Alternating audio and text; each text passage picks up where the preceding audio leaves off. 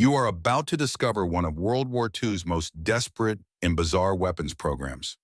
A one-way mission jet that Germany built but never deployed. A flying bomb with a pilot strapped inside.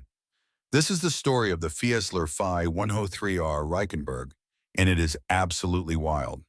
By 1944, Germany was losing the war badly. The Allies controlled the skies. Cities were being bombed day and night.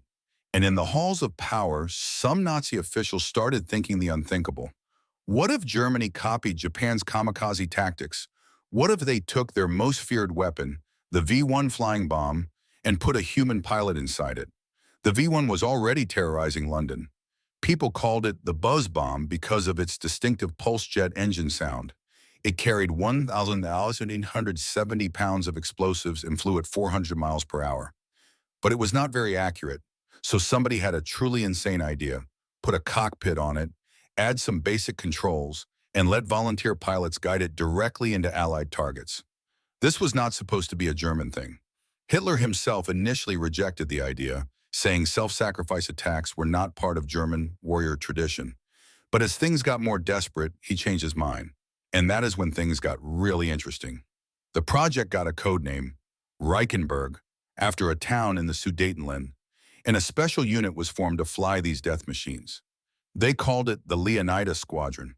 The name came from the Spartan king who fought 100,000 Persians at Thermopylae with just 300 warriors. They fought to the last man, but they became legends. The Nazi leadership hoped their volunteer pilots would become legends too. Spoiler alert, it did not work out that way.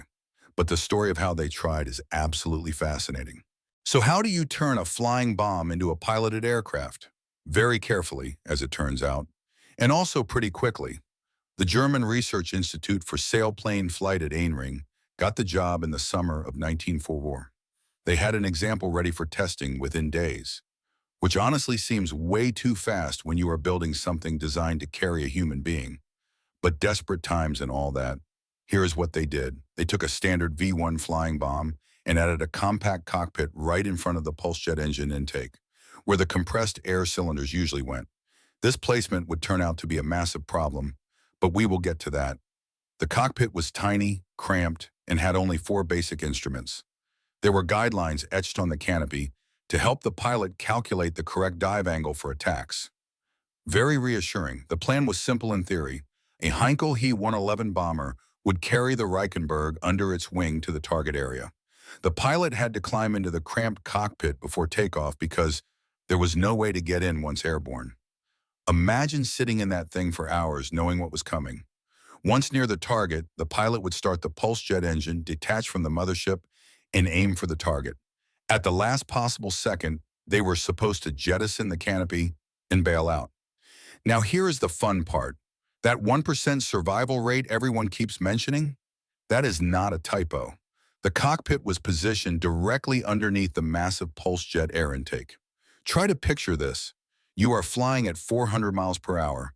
You need to pop the canopy, climb out, and somehow not get instantly sucked into a jet engine right behind your head.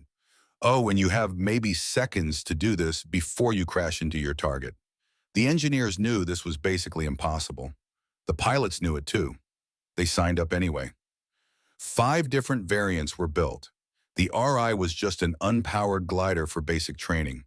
The R2 was a 2-seat unpowered version. The R3 was a 2-seat powered trainer. The R4 was the actual operational model meant for combat. And the RV was a trainer for a different jet aircraft. By October 1944, about 175 R4 operational models were sitting ready, waiting for orders that would never come. September 1944, time for the first real test flight. They took a Reichenberg to Erprobungsstelle Rechlin, a major Luftwaffe test facility, dropped it from a Heinkel He-111, and it immediately crashed. The pilot accidentally jettisoned the canopy mid-flight, lost control, and went down. Unfortunate, but these things happen in test flights, right? The next day, they tried again with a second aircraft. That one crashed too. Now people were starting to ask uncomfortable questions. Was this aircraft even flyable? The technical department could not figure out what was going wrong, so they called in the best pilots they had. Heinz Kensche and the legendary Hanna Reitsch. Hanna Reitsch is one of the most fascinating characters in this whole story. She was already famous before the war as a glider pilot and had set over 40 aviation records. She was the first woman to fly a helicopter indoors, the first woman to fly a rocket plane, and one of only 2 women to receive the Iron Cross First Class during World War II. She had survived a horrific crash in a rocket-powered Me-163 that broke her skull in 4 places and nearly tore her nose off. After 5 months in the hospital, she went right back to test flying. This woman was fearless to the point of being absolutely unhinged. Reitsch tested the Reichenberg multiple times and crashed multiple times. Every time she walked away unscathed, which is honestly hard to believe. On November 5, 1944, during a test flight of the 2-seat R3 version, a wing actually fell off due to vibrations. Her co-pilot, Heinz Kensche, barely managed to parachute out of the cramped cockpit. After all these crashes, Reitsch finally figured out the main problem. The Reichenberg had an extremely high stall speed, over 120 miles per hour.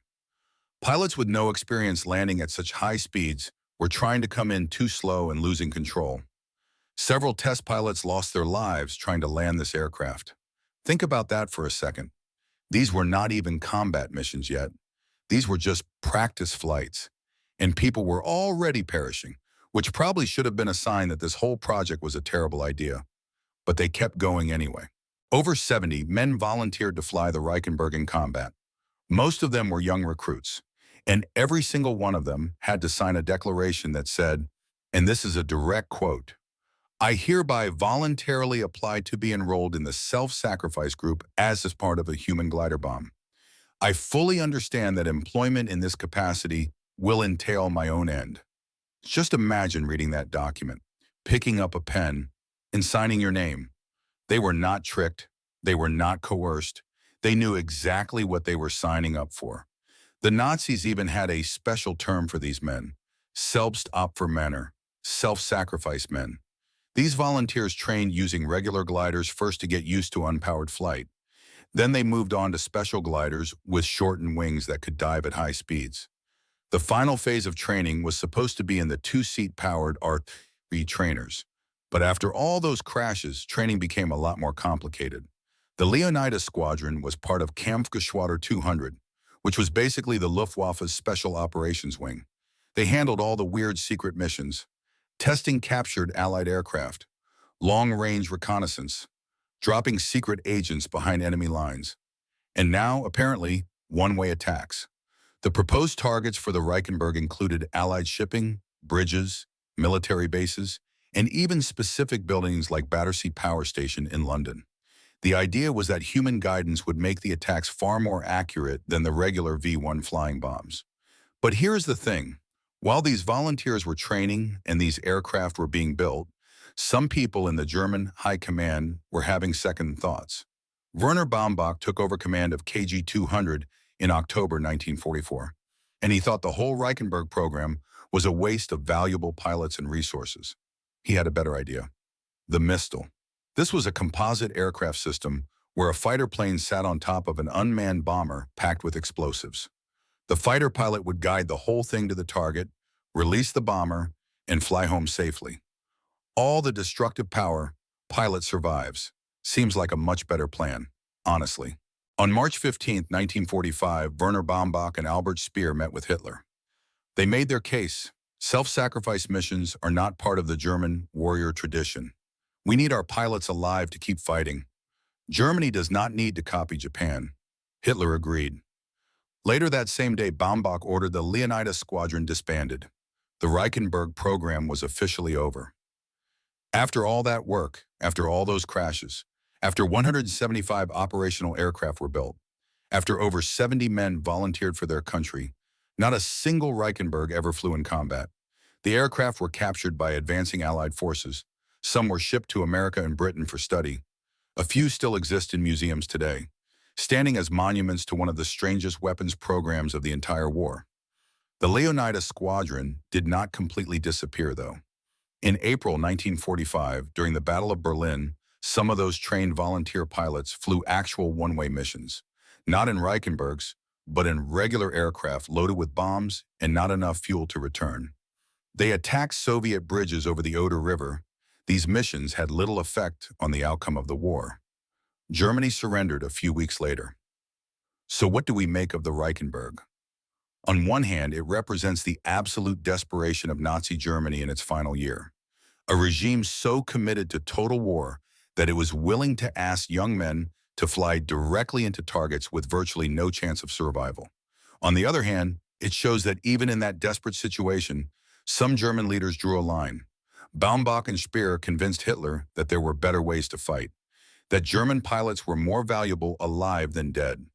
The Reichenberg never got its moment in history. It never became the German kamikaze that some Nazi leaders hoped for. Instead, it became a footnote, a bizarre what-if, a weapon so desperate it was never actually used. And maybe that is for the best, because in the end, the 70 volunteers who signed up for these machines got to live. The war ended, they went home, and the Reichenberg became just another strange relic of a terrible war. Image generations.